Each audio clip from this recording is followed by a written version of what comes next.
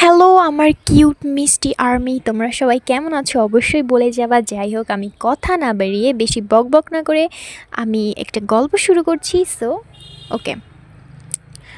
ঢাকার এক নরম বিকেল, আকাশে হালকা গোলাপি রোদ।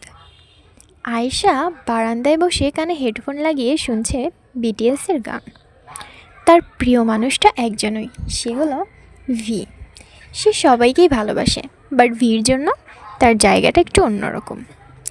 সে ভাবে, একদিন যদি সামনাসামনি দেখা হতো, একবার যদি ভিকে সামনে থেকে দেখতে পারতাম, একবার শুধু হাসিটা দেখতাম।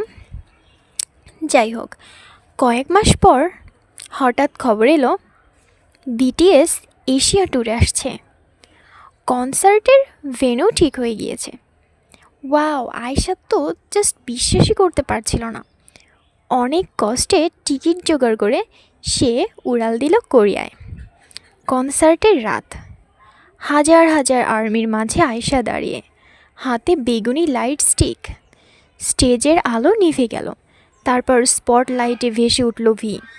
তার গভীর কণ্ঠ, সেই চেনা বক্সি স্মাইল। গান চলছিল। হঠাৎ ভিয়ের চোখ থেমে গেল ভিড়ের এক জায়গায়। সেটা কার দিকে? আয়েশার দিকে। কয়েক সেকেন্ড, কিন্তু আয়েশার কাছে সেটা ছিল পুরো একটা যুগ। ভাগ্যের দ্বিতীয় অধ্যায়। কনসার্ট শেষে হোটেলে ফেরার পথে আচমকা বৃষ্টি। আয়েশা একটা ক্যাফের সামনে দাঁড়িয়ে ভিজে যাচ্ছিল। তখন পাশ থেকে কেউ ছাতা ধরল, বলল, আরে ওকে। গভীর মোলায়েম কণ্ঠ। আয়েশা ঘুরে দাঁড়াতেই অবাক। ও মাই গড, এটা তো ভি। সে সাধারণত হুডি পরেছিল, কিন্তু চোখ দুটো একই রকম জাদুকরি। আয়েশা তো কথাই বলতে পারছিল না। ভি হেসে বলল, তুমি কনসার্টে ছিলে তাই না? তোমার চোখে খুব সুন্দর আলো ছিল। আয়েশার গাল লজ্জায় লাল হয়ে গেল। আমি আমি আপনার বড় ফ্যান।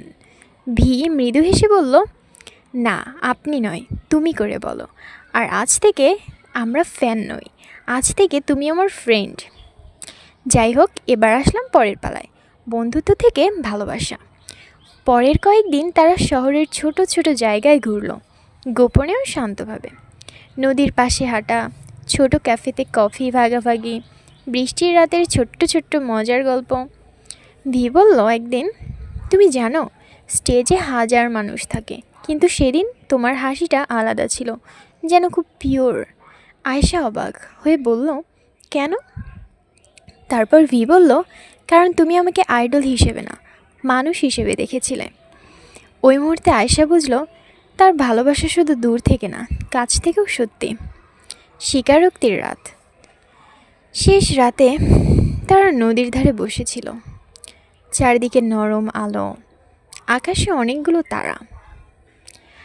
আয়েশা আকাশের দিকে তাকিয়ে বলল ভিকে, যে তুমি কি আকাশ পছন্দ করো? ভি বলল, রাতের আকাশ আমার কাছে অনেক ভালো লাগে, আর রাতের ওই তারাগুলো, সেগুলো আমার কাছে আরও বেশি ভালো লাগে। তুমিও কি আকাশ পছন্দ করো? আয়েশা বলল, অবশ্যই। তারপর ভি ধীরে ধীরে বলল, আয়েশা, আমার জীবন খুব ব্যস্ত, খুব জটিল, কিন্তু তোমার পাশে থাকলে সব কিছুই সহজ লাগে। আয়েশার চোখে জল এসে গেছে। আয়েশা বলল, আমি দূরে থেকেও সবসময় তোমার পাশে ছিলাম। আমি তোমাকে অনেক ভালোবেসেছি, বিশেষ করে বিটিএসদেরকে। ভি তার হাতটা ধরল। তাহলে এবার পাশে বসে থেকো।